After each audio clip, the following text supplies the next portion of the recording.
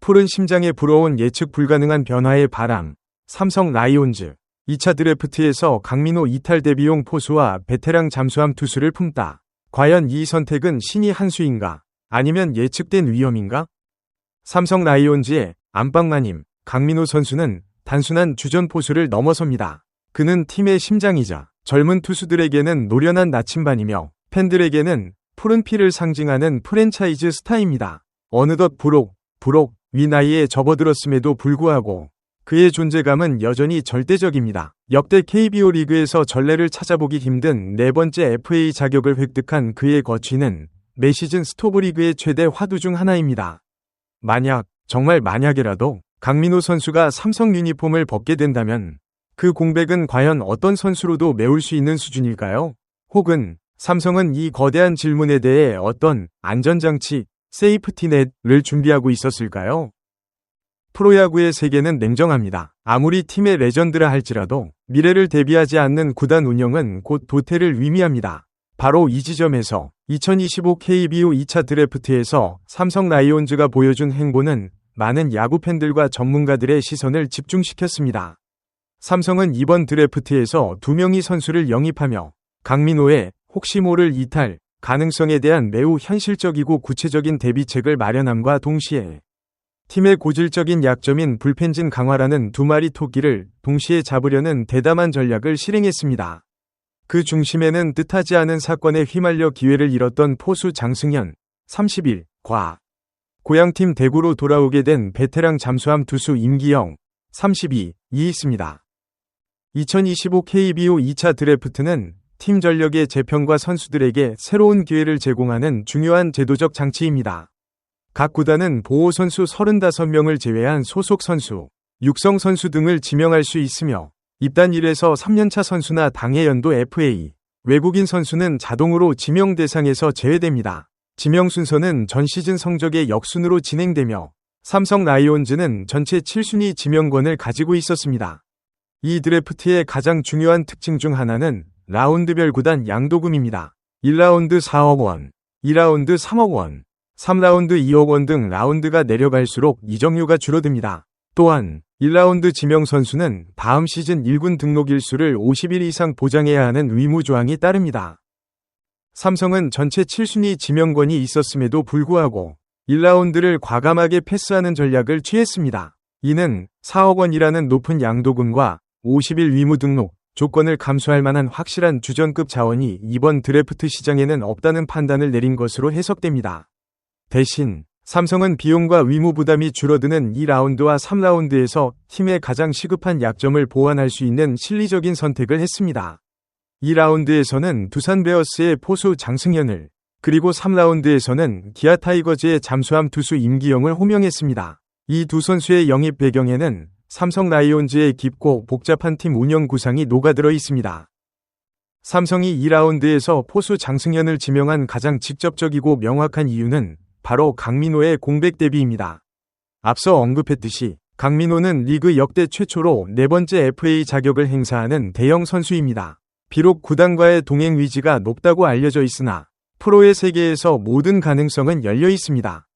현재 삼성의 백업 포수진, 즉 김재성, 이병헌, 김도환 등의 젊은 포수들은 잠재력은 있으나 공수 양면에서 강민호의 노련함과 안정감을 완벽하게 대체하기에는 아직 시간이 필요하다는 평가가 지배적입니다. 특히 투수 리드와 경기 운영 능력, 그리고 수비 안정성 측면에서 강민호의 빈자리는 치명적일 수밖에 없습니다. 장승현은 주전 포수는 아니었지만 2021년 92경기, 2022년 60경기, 2023년 76경기에 출장하며 백업 포수로서의 입지를 단단히 다져온 선수입니다. 비록 통산 타율은 2할 5리, 0.205로 공격력은 다소 아쉽지만 그의 증가는 안정적인 수비와 투수 리드에 있습니다. 이는 삼성의 안방을 보강하는 데 있어 강민호 이외의 보험을 마련하고자 하는 구단의 핵심 니즈와 정확하게 맞닿아 있습니다. 즉, 장승현은 강민호의 뒤를 이을 차세대 주전이라기보다는 강민호가 없는 상황을 가정한 준주전급 안전판으로서의 역할을 기대받고 있는 것입니다. 장승현 선수의 이력에서 가장 눈길을 끄는 부분은 그가 최근 2년간 1군 무대에서 단 13경기 출장에 그쳤다는 사실입니다.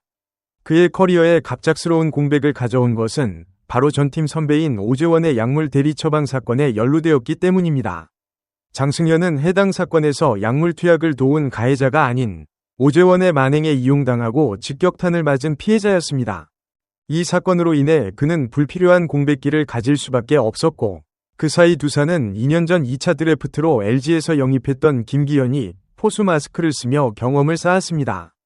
양의지의 팀 복귀로 주전 포수 자리는 더욱 굳건해진 상황에서 장승현의 입지는 급격히 좁아졌고, 결국 그는 이번 2차 드래프트를 통해 새로운 팀을 찾아야만 했습니다.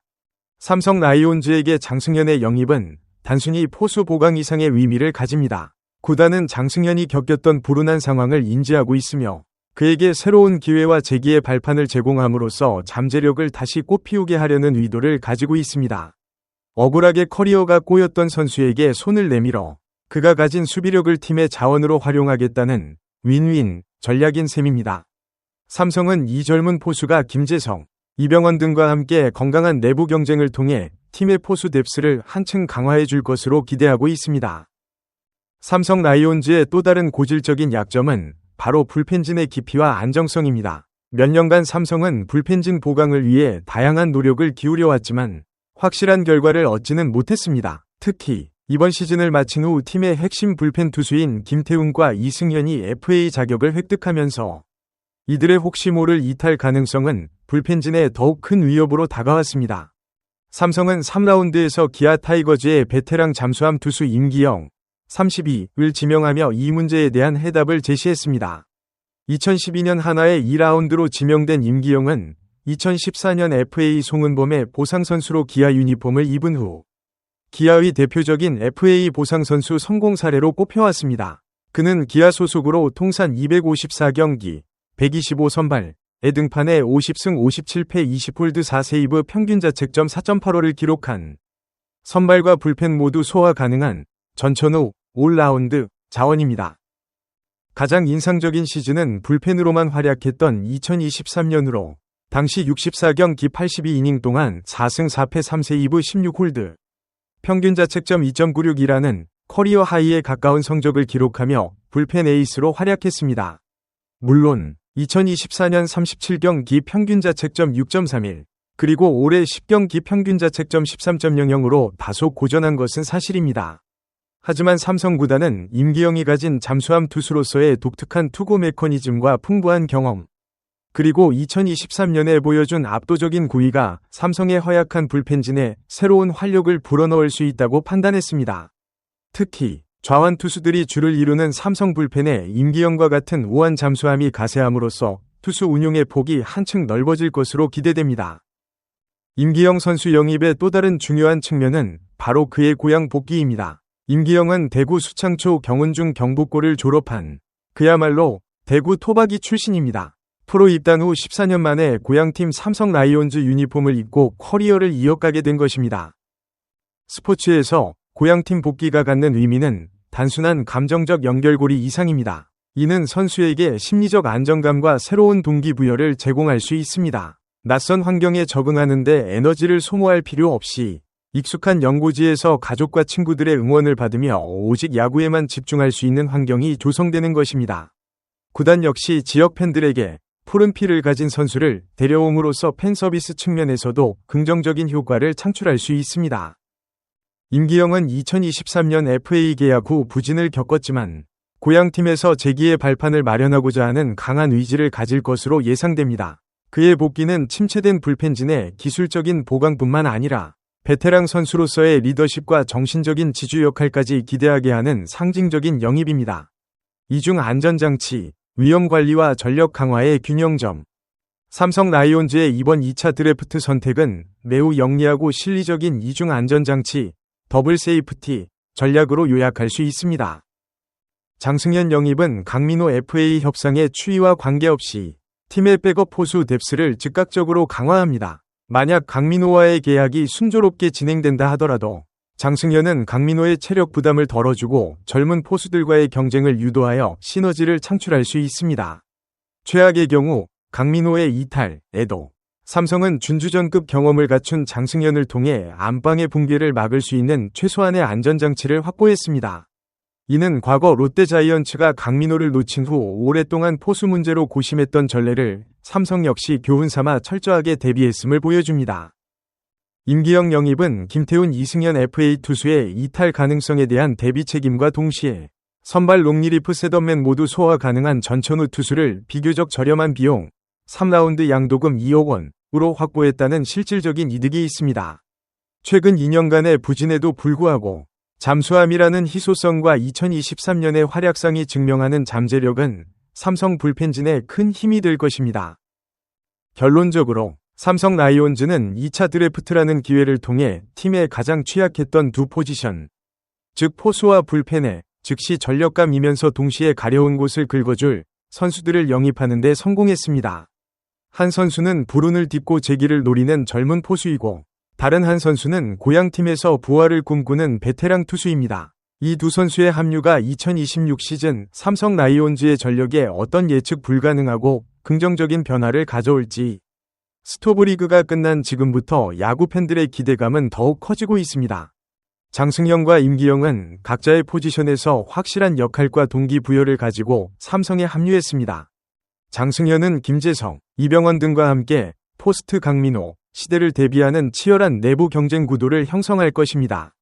이는 강민호에게도 적절한 휴식을 제공하며 시즌을 완주할 수 있는 발판을 마련해 줄 것입니다.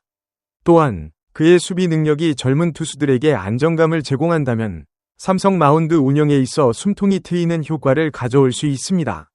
임기영은 다소 헐거워진 삼성의 중간 개투진에 베테랑의 관록과 잠수함이라는 변칙 카드를 제공합니다. 선발진에 문제가 생기거나 롱리리프가 필요한 상황, 혹은 좌타자가 많은 라인업에 맞춰 변칙적인 투입이 필요할 때 등 그의 전천후 활용 능력은 박진만 감독의 마운드 운용에 큰 폭의 유연성을 더해줄 것입니다. 특히 고향팀에서의 새로운 시작은 그의 고위 회복에 대한 강한 의지를 북돋아 줄 것으로 기대됩니다. 하지만 삼성의 근본적인 과제는 여전히 남아 있습니다. 강민호와의 FA 계약을 성공적으로 마무리하여 안방의 심장을 지키는 것이 최우선입니다. 또한 임기영이 2023년에 9위를 되찾을 수 있도록 트레이닝 및 코칭 시스템이 전폭적인 지원을 해야 합니다. 장승현 역시 타격에서의 약점을 보완하고 1군 주전급 백업으로서의 입지를 공고히 다져야 할 것입니다. 2025 KBO 2차 드래프트는 삼성 라이온즈에게 단순한 선수 보강 이상의 미래에 대한 투자이자 위험 관리에 대한 현명한 대응이었습니다. 푸른 심장에 불어온 예측 불가능한 변화의 바람이 과연 2026년 시즌 삼성 라이온즈를 다시 한번 우승권으로 이끌 수 있을지 귀추가 주목됩니다. 소중한 시간을 내어 저희 채널의 영상을 시청해주셔서 정말 감사드립니다. 여러분의 응원과 관심은 저희가 더욱 질높고 의미 있는 콘텐츠를 계속해서 만들 수 있도록 하는 큰 원동력이 됩니다. 즐겁고 보람찬 순간이 되셨기를 바랍니다. 다음 흥미로운 동영상을 놓치지 않으려면 좋아요, 공유 및 구독 버튼을 누르는 것을 잊지 마세요. 앞으로의 영상에서 다시 뵙기를 기대하겠습니다. 다시 한번 함께 해주셔서 진심으로 감사드립니다.